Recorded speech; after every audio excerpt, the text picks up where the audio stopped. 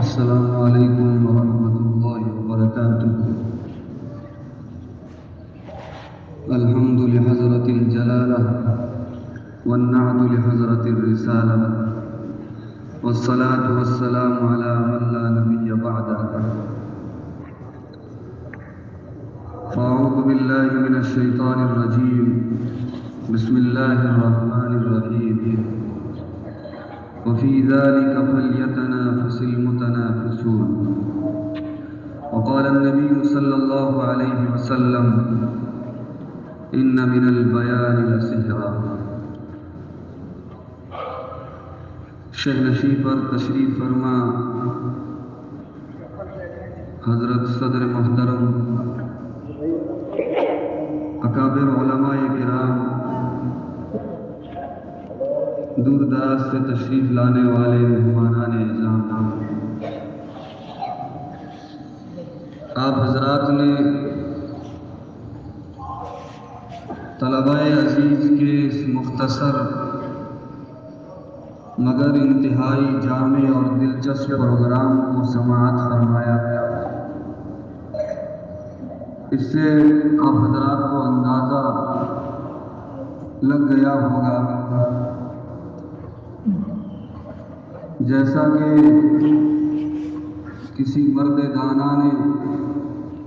اس موقع کے اوپر ارشاد فرمایا کہ ایک پتھر کی بھی تقدیر سنور سکتی ہے، شرط اتنی ہے کہ سلیقے سے تراشا جائے۔ تو ان عزیز طلباء نے ہمارے سامنے اپنے معصوم لب و لہجے میں اردو اور انگلش تقاریر جس طرح بے باکی جرأت اور ہمت کے ساتھ میں اپنے مافی زمین کو اجاگر کیا، اس سے ہمیں یہ محسوس ہو گیا کہ یہ عزیز طلباء ہمارے سامنے پھلوں کی شکل میں اور پھلوں سے درخت کا اندازہ لگایا جاتا ہے۔ تو جب پھل اتنے قیمتی، اتنے حسین اور اتنے سلیقے سے تراشے ہوئے تھے تو آپ درخت کا اندازہ اس سے بخوبی لگا سکتے ہیں۔ میں مبارکباد دوں گا ادارے کی انتظامیہ، طلبہ عزیز اور کارکنان کو کہ آپ حضرات نے اس پروگرام کو ہمارے سامنے، طلبہ عزیز کو ہمارے سامنے پیش کیا اور ہمیں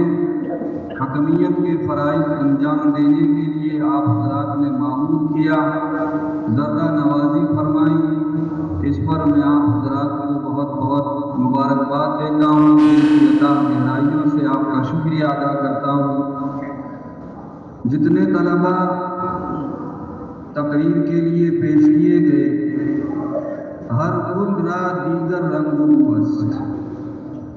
ہر پھول کی ایک الگ ہی خوشبو تھی، ہر طالب علم دوسرے سے بڑھ چڑھ کر تھا،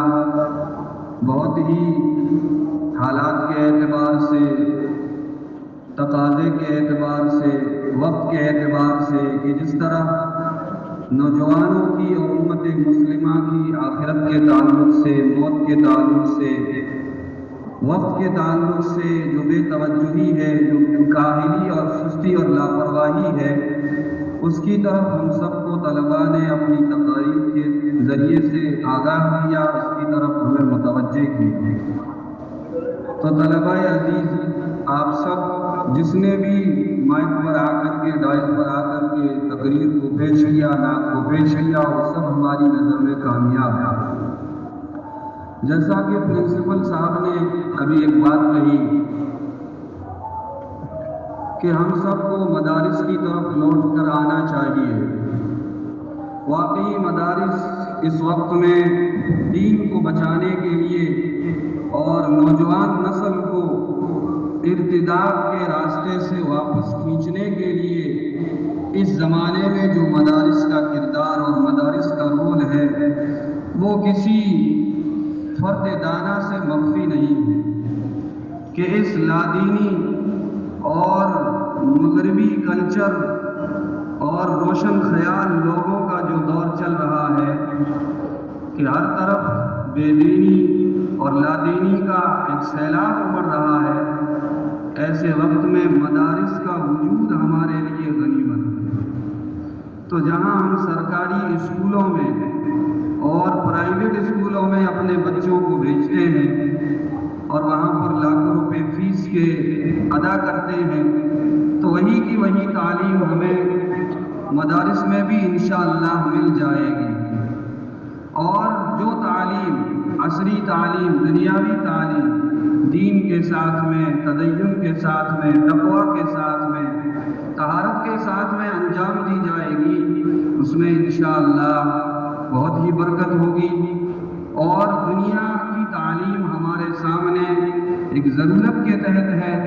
آخرت ہمارا مقصد ہے۔ مقصد کو اگر سامنے رکھ کر کے اس کی طرف اگر ہم نے غفلت برتی، اس کی طرف بے توجہی برتی، تو ہمارے لیے بڑے خسارے کی بات ہو جائے گی۔ حضرت مولانا حکیم کلیم اللہ صاحب کا ایک واقعہ سنا کر کے میں اپنی بات کو ختم کروں گا۔ عصری تعلیم کے حوالے سے انہوں نے ایک واقعہ لکھا ہے کہ ان کے کوئی ملنے والے جانکار یہی ہندوستان کے باشندے تھے اور پھر جا کر کے انگلینڈ میں بس گئے تھے۔ وہاں پر ان کی زندگی اچھی گزرنے لگی، اچھی پوزیشن میں، اچھی معیشت کے ساتھ میں وہ رہنے لگے، اور ان کی اولاد سارے سرکاری نوکر بن گئے، پوزیشن ان کی بہت اچھی ہو گئی دنیا کے اعتبار سے۔ حضرت حکیم صاحب نے ایک مرتبہ ان کو فون کر کے ان کی زندگی کے احوال کے بارے میں پوچھا، تو فرمایا کہ دنیا کے اعتبار سے زندگی بہت اچھی گزر رہی ہے، لیکن دین سے بالکل خالی ہے۔ تو حکیم صاحب نے فرمایا پھر میاں اس کی مثال تو یہ ہے کہ ایک باپ کے 4 بیٹے ہوں اور وہ اس کا باپ، ان بیٹوں کا باپ انتقال کر جائے، اور بیٹے باپ کے پاس میں کھڑے رہ کر کے اس بات کا تصور کریں کہ میرے باپ کے ہاتھ بھی صحیح سالم ہیں، پیر بھی صحیح سالم ہیں، سر بھی ایک دم تندرست ہے، یعنی جسم کا کوئی حصہ کہیں سے بھی ٹوٹا ہوا نہیں ہے، تندرست ہے، صرف جان نکلی ہے۔ تو حکیم صاحب نے